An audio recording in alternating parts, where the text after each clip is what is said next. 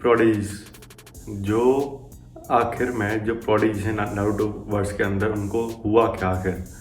हम जितने भी प्रोडिजीज हैं नारुतो वर्स के अंदर हम उनकी बात करने वाले हैं। आज हम सारे जो प्रोडिजीज हैं उनके बारे में बात नहीं करेंगे, लेकिन जो चुनिंदा प्रोडिजी हैं जैसे कि मिनातो, सुनादे, ओरोचिमारू, जिराया और कोई बचा काकाशी और माइट गाय, इनके बारे में हम बात करने वाले हैं आज। ऐसे तो और भी बहुत सारे प्रोडिजी हैं जैसे कि नेजी है, रॉक ली है और हिरुज़ेन है, तोबिरामा है, हाशिरामा है, बहुत सारे हैं। लेकिन जो वीडियो है बहुत लंबी रहेगी, इसलिए हम बात करेंगे इनके बारे में जो मेन मैं तुम्हें गिनाया स्टार्टिंग में। तो सबसे पहले बात करते हैं मिनातो के बारे में।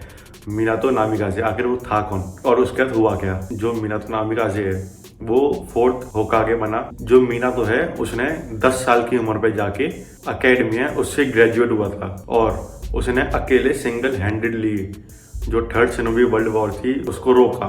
उसको 3rd शिनोबी वर्ल्ड वॉर के दौरान ही उसको the yellow flash of the leaf का जो निकनेम है वो मिला उसको। अब वो उसको क्यों मिला?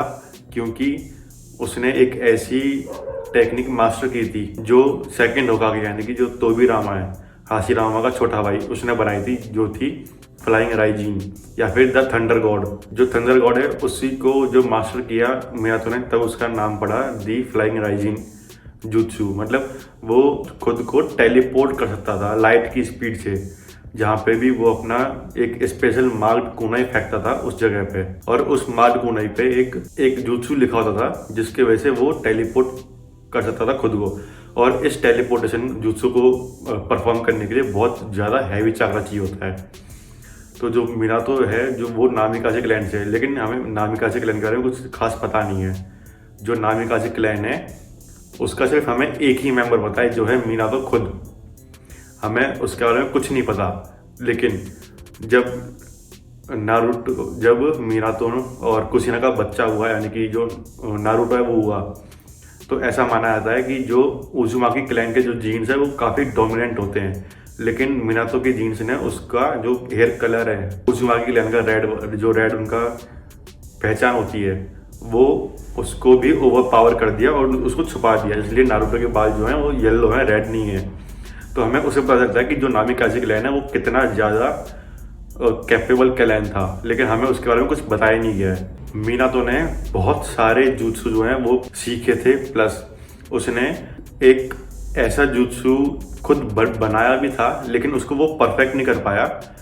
उससे पहले ही वो मार गया था, लेकिन उसने एक काफ़ी स्पेशल जुत्सु बनाया था जिसका नाम था रासेनगन। उसको बनाने के लिए उसने काफ़ी ट्रेनिंग की और उसने उस जुत्सु को बनाया। वैसे उसने उस जुत्सु का बहुत कुछ अलग ही बहुत लंबा चौड़ा नाम रखा था, लेकिन कुशिना ने उसका रियल नेम रखा द रासेनगन, जो नारुतो की वन ऑफ द स्पेशलिटी है। अब आखिर हुआ क्या, ये मर क्यों गया? तो जब मिनातो और कुशिना का जो बेबी है वो डिलीवर हो रहा था, तो उस दौरान पे एक बंदा आता है जिसने मास्क पहन रखा होता है, उसकी सिर्फ एक आंख दिख रही होती है, और उससे पता लगाते हैं कि वो एक उचिहा था क्योंकि उसके पास एक शारिंगन थी। उसने जो कुशिना के अंदर जो 9 टेल बीस्ट था उसको लेने के लिए जब मिनातो का बेबी जस्ट डिलीवर हुआ था उसने तभी अटैक किया, और उस बेबी को एज अ होस्टेज रख के उसने जो कुशिना के अंदर का 9 टेल्स है उसको निकाल लिया, और विलेज को बचाने के लिए मिनातो ने खुद को सेक्रीफाइस कर दिया। विलेज को 9 टेल से बचाने के लिए मिनातो ने खुद को सेक्रीफाइस कर दिया, तो इसलिए जो मिनातो था वो मर गया। माइट गाय, अब बात करते हैं माइट गाय के बारे में। जो माइट गाय है वो 7 ईयर्स की एज में ही ग्रेजुएट हो गया था अकेडमी से। जो माइट गाय है वो 7 ईयर्स की एज में आके जो ग्रेजुएट हुआ था अकेडमी से, वो चीज उसको एक प्रोडिजी नहीं बनाती है, लेकिन जो उसको प्रोडिजी बनाती है वो है उसकी 8 इनर गेट्स टेक्निक, जो उसने खुद मास्टर की है अपने फादर को देखने के बाद। जो माइट गाय था उसका फादर, उसने उसको फर्स्ट टाइम ये टेक्निक फुल फॉर्म में दिखाई थी, लेकिन उसके बाद उसका जो फादर था वो मर गया था 7 swordsman of the village hid in the mist से लड़ते लड़ते। जो माइट गाय है वो काकाशी का बचपन से राइवल रहा है और उसका एक टाइप से उसका बेस्ट फ्रेंड भी है।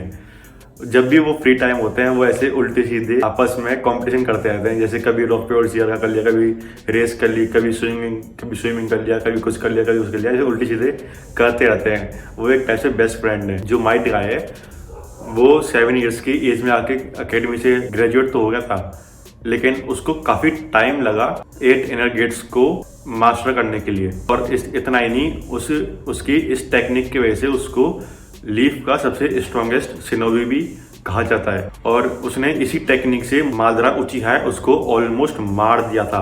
अगर उस पर सेज ऑफ 6 पैथ्स के जो पावर थी वो नहीं होती ना, वो उसको मार देता एक वार में ही। जब उसने अपना 8th इनर गेट एक्टिवेट किया था, जब उसने उसको लात मार के उसका आधा लेफ्ट वाला हिस्सा गायब कर दिया था, तब उसको मार सकता था। लेकिन जो मादरा है वो बच गया सिर्फ और सिर्फ उसी की वजह से, क्योंकि उस पर 6 पैथ सेज की पावर थी इसलिए, और उस पर वुड रिलीज था इसलिए भी। अब बात करते हैं ककाशी के बारे में, क्योंकि अभी हमने माइट गाय के बारे में बात की। अब करते हैं ककाशी के बारे में। ककाशी इन सबसे ज़्यादा बड़ा प्रोडिजी है, क्योंकि उसने सिर्फ 5 साल की उम्र में ही अकेडमी से ग्रेजुएट हो गया था। लेकिन इतना ही नहीं, वो 6 साल की उम्र में चूनिन बन गया और 10 साल की उम्र में जोनिन बन गया। 5 साल की उम्र में वो ग्रेजुएट हुआ, 6 साल की उम्र में चूनिन बना और 10 साल की उम्र में जोनिन। फिर उसके बाद उसने ऑनबू में भी काम किया एज अ कैप्टन और एज अ टीम लीडर। उसने काफ़ी सारे मिशंस किए। उसको एक मिशन में एक सारिन गन मिली, उसके दोस्त ने दी उसको, लेकिन वो दोस्त जिंदा था। फिर उसने जो 9 टेल्स था वो लेने की कोशिश की थी कुशिना के अंदर से, इसलिए मीनातो मारा था। और ये माइट गाय जो ककाशी है वो मीनातो की टीम के अंदर काम करता था। और जो ककाशी है उसने अपनी सारन गन के हेल्प से, जो उसको ओबितो ने गिफ्ट की थी, उसके हेल्प से उसने 1000 से भी ज़्यादा जो जूत्सु हैं उसने वो कॉपी किए, प्लस उसको वो यूज भी कर सकता था जब उसकी मर्जी हो।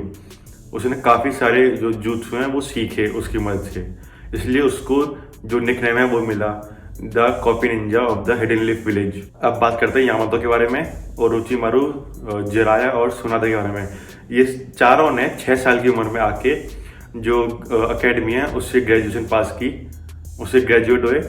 और लेकिन जो यामातो है उसको जो एक प्रोडिजी बनाया वो ओरोचिमारू और डांजो की वजह से, क्योंकि उन्होंने हाशिरामा के जो सेल्स थे उसके बॉडी में इम्प्लांट किए और उसने वो सेल्स अडेप्ट कर लिए। वो सेल्स उसकी बॉडी ने अडेप्ट कर ली, इसलिए जाके वो उसके पास वुड रिलीज आया। और इसलिए उसको जो है एक प्रोडिजी मानते हैं कि उसके पास वुड रिलीज है, जो काफ़ी एक रेयर नेचर स्टाइल है नारुतो वर्स के अंदर। इसके अलावा उसने काफ़ी टाइम ऑनबू के अंदर काम किया है, डायरेक्टली डांजो के साथ और ककाशी के साथ भी उसने काम किया है। अब बात करते हैं जिराया के बारे में। जिराया बिल्कुल डम बच्चा था स्टार्टिंग में। जिराया, ओरोचिमारू और सुनादे एक ही टीम के अंदर काम करते थे, जो थी हिरुजेन सारुतोबी की टीम। जो जिराया है वो बचपन से काफ़ी डम बच्चा रहा है, जैसे नारुतो स्टार्टिंग में था वैसे ही जिराया था। लेकिन उसने खुद को ट्रेन किया और वो काफ़ी कैपेबल शिनोबी बन गया। लेकिन जो ओरोचिमारू था और सुनादे थी वो बचपन से काफ़ी होशियार थे। ओरोचिमारू काफ़ी ज़्यादा पढ़ाई में काफ़ी ज़्यादा अच्छा था, तो उसने साइंस वाली जो फील्ड होती है, प्लस जो उसने काफ़ी सारे अनएथिकल तरीके से jutsu सीखने की कोशिश की, इसलिए उसको एज ए रोग शिनोबी। प्लस उसने काफ़ी सारे बच्चों पे साइंटिफिक टेस्ट किए जो काफ़ी इलीगल थे, सिर्फ और सिर्फ डांजो की हेल्प से। तो इसलिए उसको एज ए रोग शिनोबी इकरार कर दिया गया था और इसलिए वो फिर विलेज से भाग भी गया था। और अब बात करते हैं सुनादे के बारे में। सुनादे एक पूरी विलेज की, hidden in the leaf village की सबसे बेस्ट मेडिकल निंजा थी, और प्लस वो काफ़ी पावरफुल भी थी, इसलिए उसको एक प्रोडिजी मानते हैं। प्लस वो हाशिरामा की पोती थी, तो ये भी एक रीज़न है कि वो सेंजू है।